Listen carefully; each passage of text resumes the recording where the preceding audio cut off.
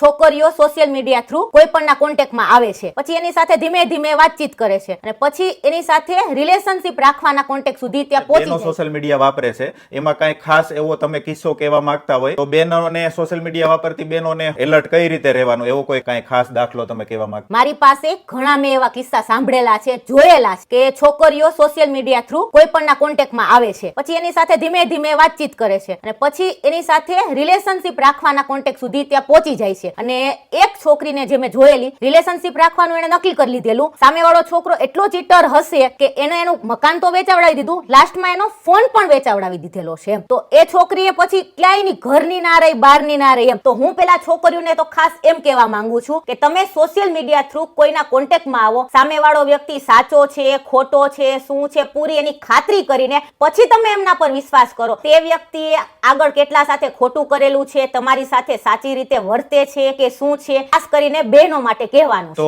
બેનનું કેવું ઈ થાય છે કે ખાસ કોઈ ઉપર આંધળો વિશ્વાસ ન કરી. ઘણા બધા કિસ્સા એવા હોય છે કે એ ઘણી બધી બહેનોને ફસાવતા હોય છે. તો મારું એક ખાસ વિનંતી છે કે બધા બહેનોને આ વિડીયો ધ્યાનમાં લેવાનો છે અને બનતા સુધી તમારા જે પણ સર્કલમાં હોય, મિત્ર સર્કલમાં હોય, એને આ વિડીયો તમે શેર કરો.